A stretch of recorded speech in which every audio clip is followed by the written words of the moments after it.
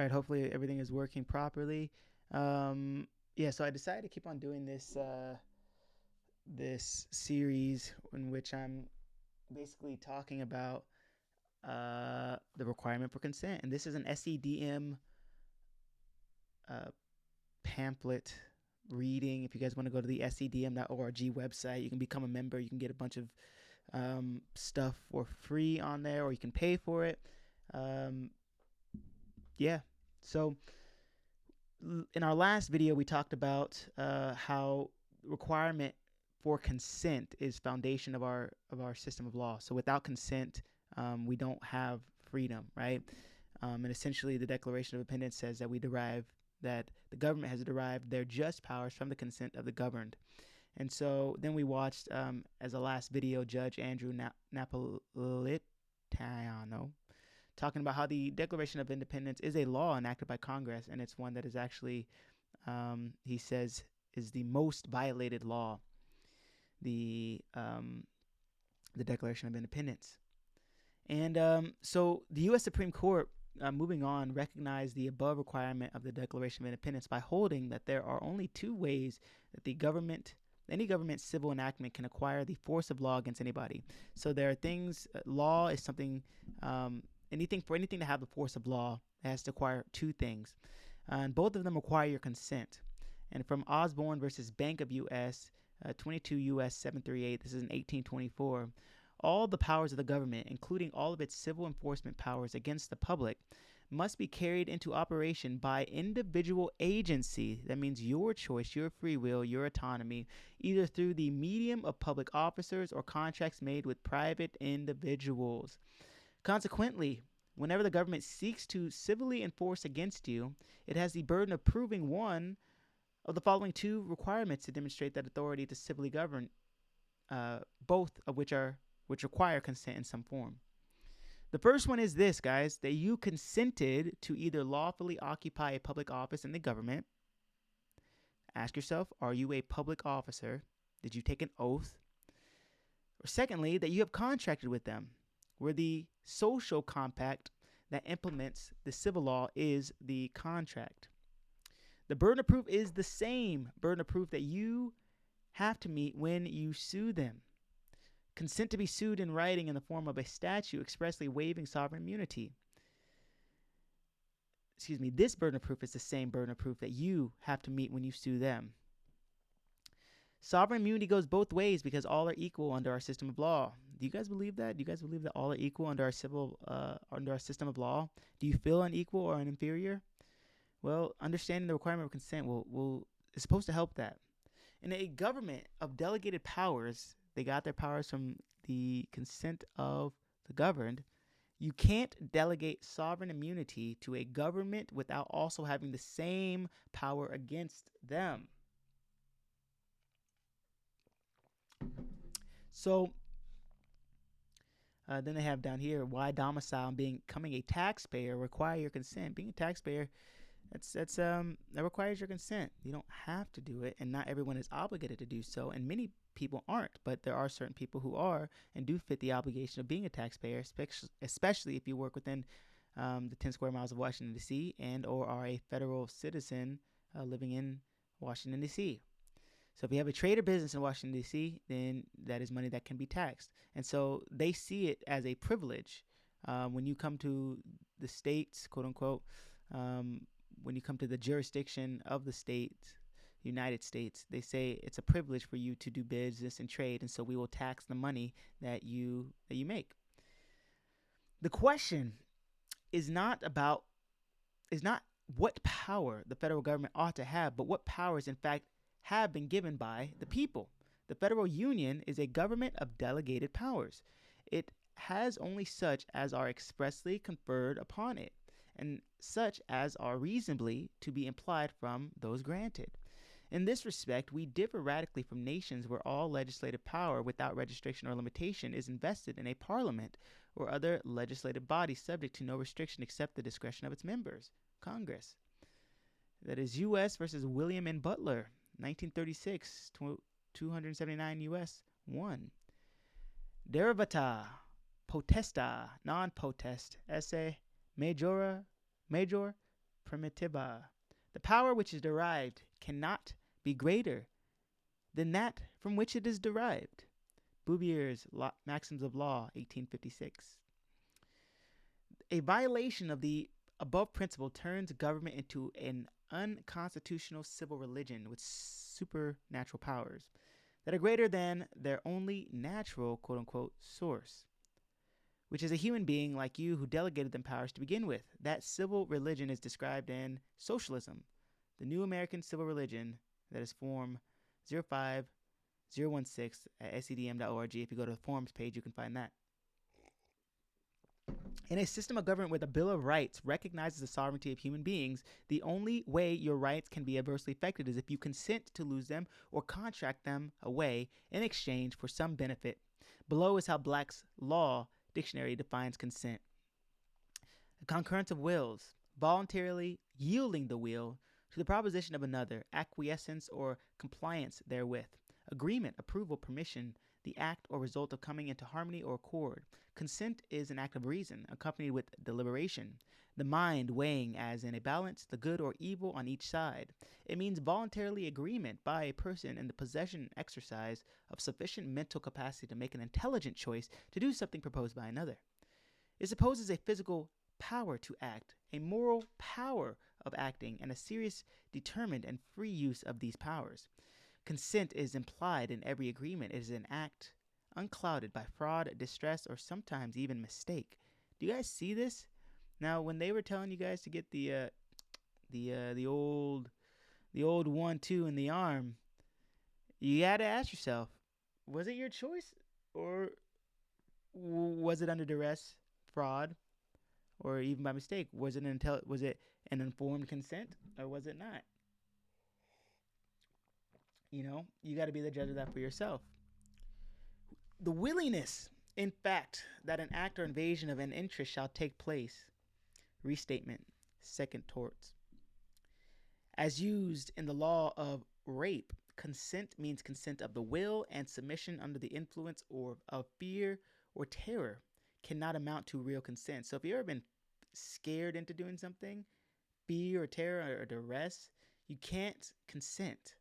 There must be an exercise of intelligence based on knowledge of its significance and moral quality, and there must be a choice between resistance and assent. And if a woman resists to the point where further resistance would be useless, or until resistance is overcome by force or violence, submission thereafter is not consent. Also see acquiescence, age of consent, assent, connivance, informed consent, and voluntary. The presumption of innocent until proven guilty is an example of the implementation of this principle of consent as a foundation of legal justice within American jurisprudence. And this is taken from Deck and versus Missouri, 544 U.S. 622, 2005. First, the criminal process presumes that the defendant is innocent until proven guilty. Coffin versus United States, 156 U.S. 432, 453, 1895. Presumption of innocence lies at the foundation of the administration of our criminal law. Visible shackling undermines the presumption of innocence and the related fairness of the fact-finding process. It suggests that to the jury that the justice system itself sees a need to separate a defendant from the community at large. A defendant ought not to be brought to the bar in a contumelious manner. Great word. As with his hands tied together, any mark of ignominy and reproach, unless there be some danger of a rescue or escape. It's very beautiful. So to presume that someone is innocent and to prove him guilty is to presume that you need to demonstrate their consent to a specific legal status before the obligation of that status can be enforced against you. You guys getting where this is coming from? So, for instance, under the above provision, you are presumed to be a non-resident, non-person, non-taxpayer, and therefore you're innocent, right? The presumption is that you are innocent of being one of these commercial terms, or falling under or possessing yourself one of these commercial terms in relationship to the government. So they have to prove this to you. So should they be putting you in handcuffs?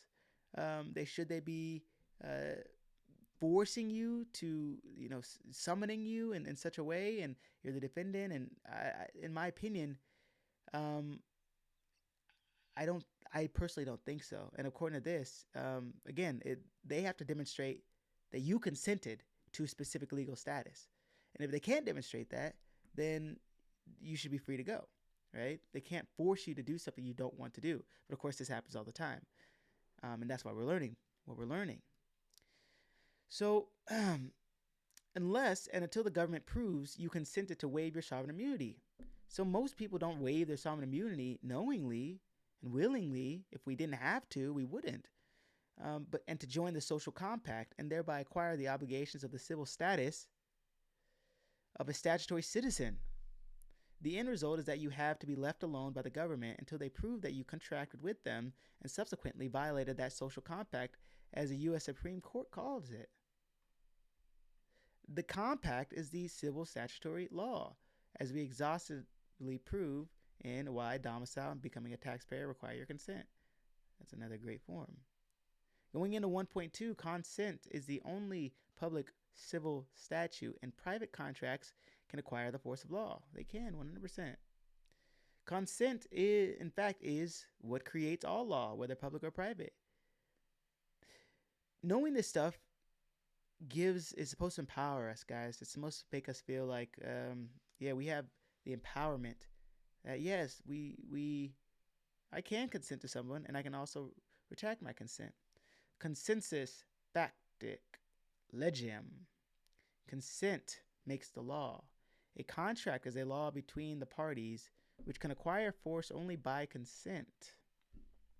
Only criminal laws can impose a universal non-consensual obligation or duty equally upon everyone, and that duty is to refrain from injuring the equal rights of other sovereign neighbor. This, in fact, is a fulfillment of the second of the two great commandments found in Matthew 22:36-40, which requires us to love our neighbor because you don't hurt people you love. For the commandment, you shall not commit adultery, you shall not murder, you shall not steal, you shall not bear false witness, you shall not covet. And if there's any other commandment, are all summed up in this saying, namely, you shall love your neighbor as yourself. Love does no harm to a neighbor, therefore love is the fulfillment of the law. Isn't that beautiful? Love is the fulfillment of the law. You were created in the image of God. The image of God is love. God is love. Brothers, let us love one another because love has been born of God, love is from God.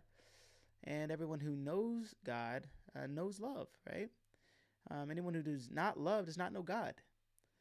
Do not strive with or regulate, control, or enslave a man without cause if he has done you no harm. So you have to ask yourself when you're driving on these roads, when you're parking your car, when you're getting, we experience certain types of abuse by authority, by judges, and other types of people who seem to believe that they possess the right to enforce their laws upon us, and you had to ask them, who have I harmed? And again, that is a criminal law. So that's why they make criminal misdemeanors, guys. That's why traffic laws they call them criminal laws, but they're criminal only according to the civil statute, and they're misdemeanors only according to the criminal statute, but not according to universal like a universal understanding of criminality, which is harm. Okay, because if you harm somebody, and then you definitely your rights. If you take away the equal rights of somebody else, may it be upon you also too. It's gotta work together. It's gotta work together. You can't just go and infringe upon other people's rights and think that you're gonna be okay and that you won't, get that the law won't do you justice or do the other person justice.